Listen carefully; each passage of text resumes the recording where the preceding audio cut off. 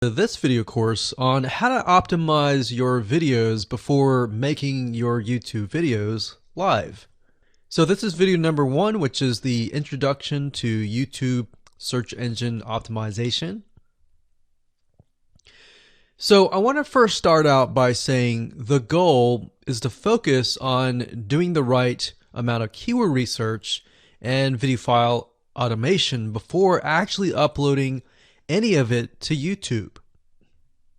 So essentially this is all about what most people forget about doing before making their YouTube video live.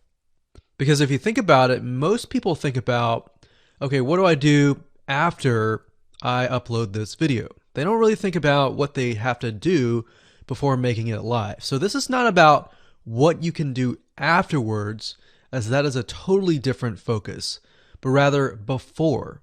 So besides simple optimization, you really need to know that YouTube ranks the videos that people watch the longest. Meaning, let's say for example that we have a 10-minute video. YouTube looks at that video. They look, yes, at the likes, dislikes, and comments, but they also look at, okay, do people actually watch most of this video? And based on, let's say, 1,000 views, how many of those 1,000 views actually watched either 50% or 100%, or how many minutes total? 1,000 times how many minutes was watched. So they really look at how long people watch the videos as a whole. Meaning the more viewers and the longer that they watch, that will get you ranked up further and further up. So instead of focusing on, spammy tactics, tons of backlinks, and all of that, our goal here is to really focus on the user experience. So what I want to do now is give you a quick overview of what's inside this video course. This is, of course, video number 1. Video number 2 is going to be about competitive research, or in other words, researching your competitors to kind of get a better idea of why YouTube is ranking those videos. Video number 3, we'll talk about highly searched keyword terms and how you can find those for your product or service or whatever you're trying to promote. Video number 4, we'll talk about your title and your description. Video number 5, we'll talk about video file optimization. So we're going to optimize the actual file because each file has essentially information in it. And of course, video number 6, we'll talk about why your thumbnail is important and how to make it professional and good looking. And video number 7, we'll talk about video length and why that matters. We talked briefly about it just now, but I'm going to dive in deeper in that video. And of course, last but not least, I'm going to give you a secret tip on how to outrank your competitors in video number 8. So before we get started, I want to talk about what you need to have in hand. You're definitely going to need your product or service and an idea of the niche that you're targeting. You also need to have a video that is ready to be uploaded. And with that said, let's move on to video number 2. Hello and welcome back. This is video number 2. So let's talk about competitive research. You see, the best way to understand how you can rank better is to know what is already ranking in your niche or your market. So what we want to do here is we want to analyze the videos that are on the top. And I want you to specifically look at what titles, what descriptions are they using, and what thumbnails are they using that are eye-catching. And what is the user experience like when you click through those videos? So let's go ahead and do some competitive research. So for the sake of making sure that we find YouTube videos that actually relate to promoting a product, what I want to do now is just to pick a product out of the blue and let's take a look at YouTube. So one product that I've been using for a while now, which has been really, really awesome, is called the Instant Pot. It's basically a pressure cooker that cooks food at a really fast rate. So what we're going to do is we're going to hop on over to youtube.com and we're going to type in Instant Pot and see what we get.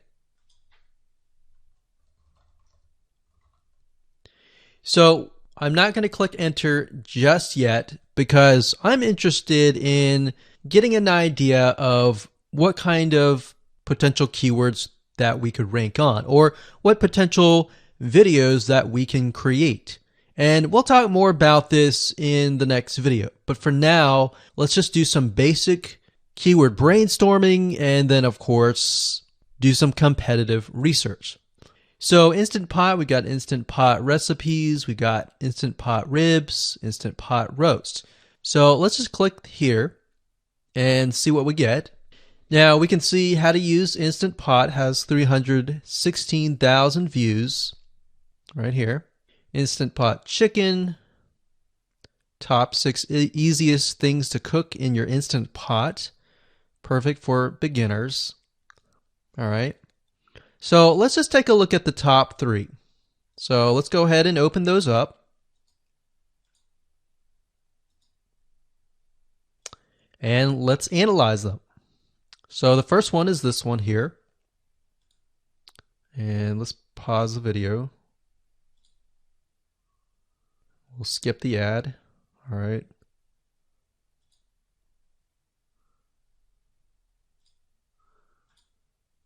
Okay, so how to use the Instant Pot 101 for beginners. So if we think about the type of audience that the Instant Pot attracts, it attracts somebody who has a busy life, who may be a beginner at cooking and just wants a quick and easy meal done fast. So we can see that. So one thing that I like to do is I like to copy the titles to Notepad. Just kind of get an idea of what we're dealing with. So that's the title. Looks like she's promoting an Amazon affiliate link. We can see that here, Amazon.to. We've got Instant Pot hacks, Instant Pot yogurt, and all that. So what she's doing, it's very funny, but she may not realize she's doing this, but what she's using is a method called siloing. And she's basically telling YouTube, hey, not only do I have this video on Instant Pot, I've got Instant Pot hacks, yogurt, recipes, and other recipes. So let's just copy that in here. So that's video number 1. So we're going to rank it from video 1, video 2, and video 3. Let's scroll down a bit. We've got 373 comments. I will say when it comes to YouTube, they're looking for engagement. So comments is good, likes are good, even dislikes are good as well. Even though dislikes are bad from a human standpoint, it tells YouTube that there is engagement. All right. So sometimes we're going to be able to view, we can't do it here, but sometimes you'll actually be able to view more data. But for now, you can't hear. Now, we can actually dig deeper if we want to. So let's just take a look at Natural Brittany's YouTube channel. Because when you're doing competitive research on YouTube, it's not just that particular video. It's actually the whole YouTube channel as a whole. The authority that that channel holds. So she has 116,000 subscribers. Click on the videos. She has a good amount of videos that talk about anything, looks like from cooking, from budgeting, from grocery, a lot of very similar videos. So let's scroll down. And now let's go ahead and take a look at the second highest ranking video. So if we go back over to here, and this is the Instant Pot chicken, cook with me, meal planning, meal prepping, Sunday setup. So let's go here, take a look.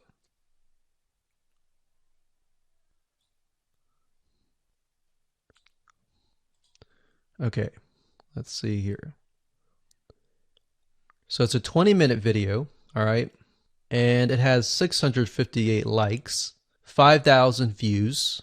If we take a look at this video here, this has 320,000 views and 7,000 likes. Now, notice how it says 13 minutes here, and notice how it says 20 minutes here. We'll go back to this later on. All right, so we'll talk more about why a certain amount of time of your video is important, why the timing is important. And why is it that this lady has only 5,000 views, whereas the other lady has 300,000, and this lady is ranked right below that lady? All right. So why is that important? And why does that correlate to the time? So we'll talk more about that later on. But for now, let's just do competitive research. We're not trying to figure things out right now, and go from there. So if we take a look at the description, it says cook with me as I try a new recipe with Instant Pot. So the description contains the keyword. Sunday setup. Looks like she's got some Amazon links. And if we think about Instant Pot, who could it be targeting?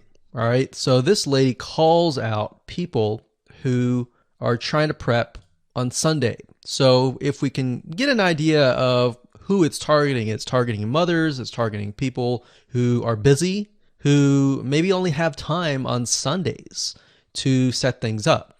And chicken is a common thing, so maybe she's getting a lot of clicks. We don't know exactly, but we know that the headline and the description work together and getting clicks. All right, back over here. This is the third one. So let's take a look at this one. So this one is 8 minutes, but it has a lot more views than those other two videos, but it's shorter. It's shorter, but it has longer amount of views, and it's third. It's got 11,000 likes and 633 dislikes. If we scroll down, we can see that it has more comments than the first one.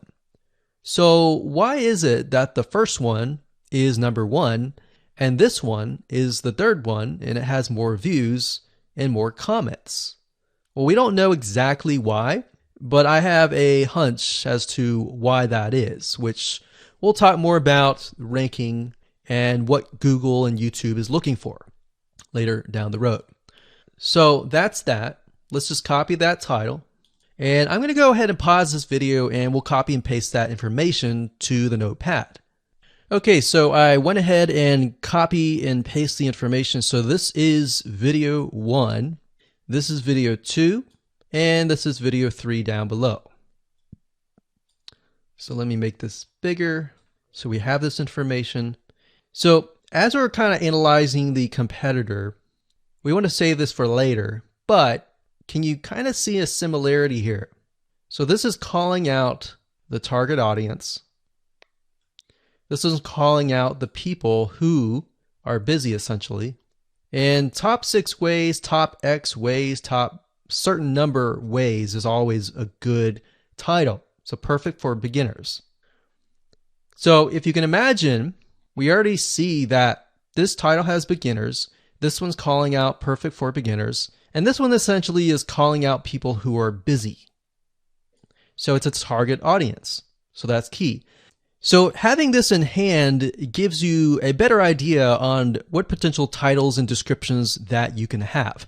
Now, you can do some deeper dive competitive research using specific tools. And one specific tool is called Social Blade. So that's socialblade.com, as you can see here.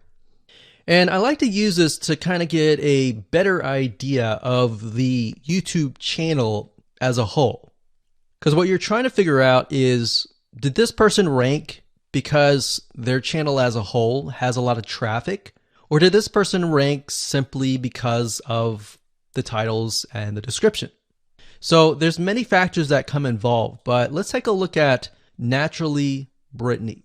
So let's go ahead and copy this. And you basically want to come here and type in the username of the YouTube channel. So we'll go ahead and click this here.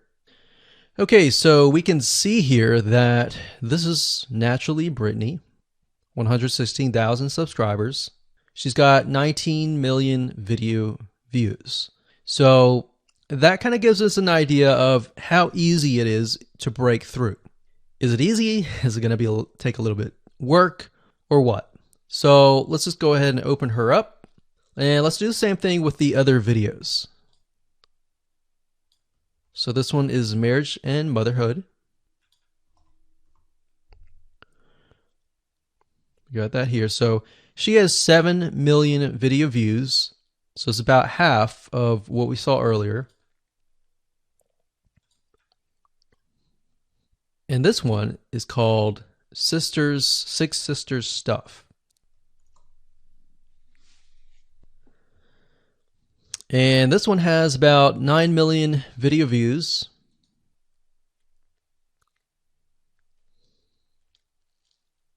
So right off the bat, we can see that if we were to rank on the keyword Instant Pot, it's going to take a lot to break through.